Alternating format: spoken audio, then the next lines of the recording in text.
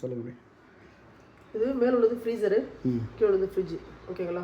-19 normal ஃப்ரீசருக்கு, 21 23 ரொம்ப high cooling, low cooling 15 17, normal 19. நார்மலாக freezer வந்து 19 தான் இருக்கும். 19 டிகிரி தான் இருக்கணும். சரி, சரிங்களா? ஓகே. இந்த பக்கம் பார்த்தீங்கன்னா ஃப்ரிட்ஜுன்றது 3 நார்மலு, 1 2 ஹை கூலிங்கு, இது வெக்கேஷன் மோட். ஆஃப் பண்ணிக்கலாம்னு சொன்னீங்க இல்லையா? இப்போ கீழே ஆஃப் ஆயிரும். ஆமாம், அந்த ஆஃப் மாடலாம் ஆஃப்லாம் ஆகாது, ரன்னிங்கில் தான் இருக்கும் எல்லாமே. சரிங்களா? சில்னஸ் இருக்காது, மைல்டாக சில்னஸ் இருக்கும். ஏன்னா ஃபங்கஸ் ஸ்மெல்லு எதுவும் வர மாதிரி. கரண்ட் கன்செஷன் இருந்துகிட்டே இருக்குமா? கரண்ட்லாம் அந்த உள்ளே போகாது சார். கம்ப்ரஸர்லாம் கீழே கூலிங் வராது, ரன்னிங்கில் இருக்கும். லோ ஆர்பிஎம்ல சுற்றும் கம்ப்ரஸர் ரன் ஆக ஆரம்பிக்கும். கீழே கம்பார்ட்மெண்ட் ஃபுல்லாக ஆஃப் இந்த மோடு. எந்த பொருள் வச்சாலும் வீணாக தான் போகும். ஏன்னா ஸ்மெல்லு வந்து வராமல் இருக்குது தோசை, மைல்டாக சில்னஸ் மட்டும் கொடுத்துருப்பாங்க. இல்லை பொருளே இல்லைன்னா தான் நம்ம ஆஃப் பண்ண போகிறோம், அதை பண்ண மாட்டோம். ஒரு இன்கேஸ் கேட்குறேன், எந்த பொருளும் இல்லை வாஷ் அவுட் பண்ணுறோம் வச்சுட்டு பொருள் இந்த மோடு வச்சுட்டு நீங்கள் ஃபுல்லாக பொருள் இருந்தால் எல்லா பொருளும் வீணாக போயிடும். ஏன்னா ஆஃப் கண்டிஷனோட தான் அது ஒரு ஆப்ஷன். ஓகே, ஓகேங்களா? ஆக்சுவலாக இந்த மோடு வைக்கிறீங்கன்னா எதுவுமே இல்லாத டைம் தான் இது வைக்கணும். ஓகே ஓகே ஓகேவா? 7 5 லோ கூலிங், நார்மல் 3. நார்மல் 3ல் வச்சுக்கலாம். இதுதான் வந்து இல்லை இது 7 5 எப்போ மாற்றலாம்? 7 3 அதாங்க 7 வச்சுக்கலாமா? ஆமாம், 19 3ன்றது நார்மல் சார். 7ன்றது லோ கூலிங், ரொம்ப இருக்குது லோ கூலிங். இல்லை எப்போ என்ன மாதிரி வின்டர் நேரத்தில் குறைச்சிக்கலாங்கிறீங்களா? இல்லை பொருள் அதிகமாக இருக்குது கம்மியாக எல்லா டைம்லையுமே இந்த கூலிங் கரெக்டாக இருக்கும். உங்களுக்கு எப்படி தேவைன்றது நீங்கள் தான் செட் பண்ணிக்கணும்.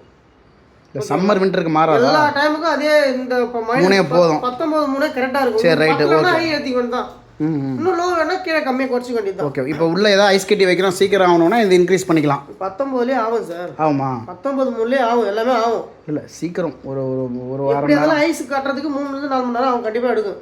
ஓ, இது அதிகமாக வச்சாலும் அவ்வளோதான் ஆகும். ஆமாம், எப்படி வச்சாலும் ஐஸ் கட்டு. சரி, அப்போ அதிலேயே விட்டுலாம், அதை பற்றி பிரச்சனை இல்லை. சென்சார்ன்றது தேவையான கூலிங் உள்ளே வந்துச்சுன்னா ஆட்டோமேட்டிக் கட் ஆஃப் பண்ணிக்கும். ஃப்ரிட்ஜை கன்வெர்ட் பண்ணுறது ஃபர்ஸ்ட் நீங்கள் இது புரிஞ்சுனா தான் ஓகே ஓகே கொஸ்டின் கேட்டிங்கன்னா நான் அதுக்கு பதில் தான் சொல்ல முடியும். சரி, ரைட்டு. இது ரெண்டில் உங்களுக்கு ஏதாவது டவுட் இருக்குதா? ஃபஸ்ட்டு அவ்வளோதான், வேறு டவுட் இருக்குல்ல?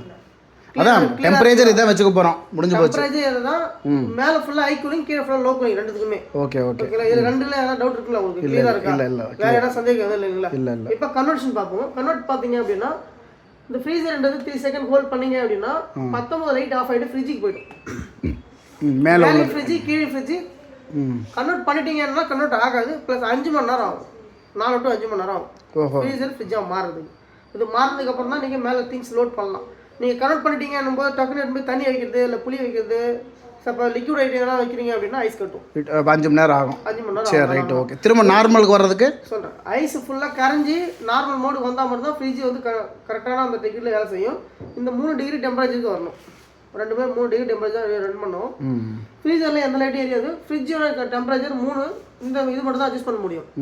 ஓகேங்களா? ஃப்ரீசருக்கு உங்களுக்கு வேலை இல்லை, ஃப்ரிட்ஜுக்கு மட்டும் தான் யூஸ் பண்ண முடியும். இல்லை ஃப்ரீசரை வேணாம் அப்படின்னாலும் ஃப்ரீசரையும் ஆஃப் பண்ணிக்கலாம். சார் இந்த வெக்கேஷன் மோடு எப்படி சொன்னேன் அதே கான்செப்ட் தான் அதுவும். சில்னஸ் இருக்காது, எதுவுமே இருக்காது, மைல்டாக இருக்கும் ஸ்மெல்லுக்காக. மற்றபடி வேறு ஒன்றும் கிடையாது. அது ஆஃப் கண்டிஷன் மோடு தான். இப்போ மேலே எந்த திங்ஸும் இல்லை அப்படின்னும் போது தான் அந்த ஆஃப் கண்டிஷன் வைக்கணும். இப்போ மேலே எதுவுமே இல்லைன்னா ஆஃப் பண்ணிக்கலாம். ஆமாம், கீழே எப்படி ஃப்ரிட்ஜ் எப்படி சொன்னால் அதே தான் மேலே ஃப்ரீஸ் இருக்கும். ஓஹோ, இது யூஸ் பண்ண போகிறதில்ல, கீழே மட்டும் தான் யூஸ் பண்ணுறீங்க, மேலே ஃப்ரிட்ஜ் சும்மா தான் ஓடுதுன்னும் போது அது தேவையில்லை அப்படின்னா கீழே வச்சுக்கலாம். Okay okay okay. மேலே ஆஃப். இதுலேயும் ஆஃபில் இருக்கும், இதுவும் ஆஃப் பண்ணிக்கலாம். ஆட்டோமேட்டிக்காக ப்ரெஸ் பண்ணோம்னா கீழே ஆஃப் மோடுக்கு வந்துடும். சரி சார்.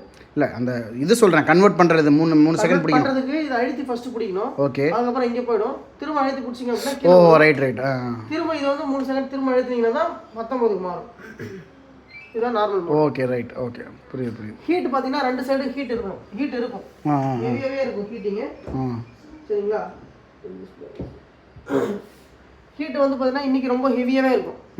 ஹீட்டு தணிஞ்சிட்டு திரும்ப ஹீட் ஆகும், ஹீட்டு குறையும், அது மாதிரி தான் இருக்கும்.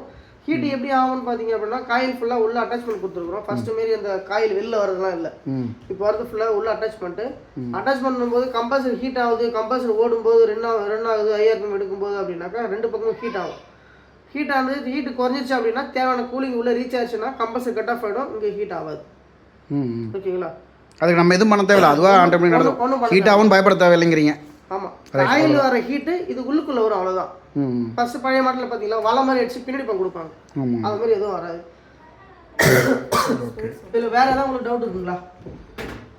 இதில் ஒன்றும் இல்லை, ஸ்பேஸ் வந்து இந்த ஸ்பேஸே போதும், இப்போதைக்கு இருக்கிறதே போதும்ல. 5 மணி நேரம் சின்ன உள்ள ஸ்டோரேஜ் பண்ணிக்கலாம். இப்போதைக்கு எதுவும் வைக்க தேவையில்ல, இப்படியே ஓடணும். ஓகே, பின்னாடி இருக்கிற ஸ்பேஸ் அது போதும்ல இப்போதைக்கு? அது போதும். இந்த பக்கம் வந்து பார்த்தீங்கன்னா தெரியும், சைடு ரொம்ப சூப்பராக தான் இருக்குது. ஓகேங்களா? இல்லை ஸ்பேஸ் இல்லை. இல்லைன்னா நாங்கள் அதான் வெளியில் வைக்கிறதுக்கான ஆப்ஷன் பார்ப்போம் ஒரு வேளை, அதுக்காக கேட்குறேன். இதை போதும்னா அப்படி விட்டுருவோம். ஹீட்டு ஃபேன் இங்கே இருக்குங்களா? சரி, காற்றோட்டமாக இருக்கும்போது ஒன்றும் பிரச்சனை கிடையாது. ஏன்னா காயில் ஹீட் ஆகும் தேவைம்போது ஓடும்போது, இல்லைனாக்கா கம்ப்ரஸர் ஆஃப் ஆகிட்டு ஹீட்டிங் குறைஞ்சிரும். நான் கேட்குறது அதான், இது போதுமா, சஃபிஷியண்ட்டாக இருக்குமா? இருக்குன்னு பார்த்தீங்கன்னாக்கா 3 mm ஐடி இருக்கும் சார். 6 அடிக்கு மேலே இருக்கும். 6 அடியே வராது உங்களுக்கு. அப்படின்னா ஸ்பேஸ் பத்தலன்னு தான் அர்த்தம். ஓகேங்களா? வைக்கிறதா இருந்தால் வெளில போய் எடுத்து வச்சுக்கலாம்.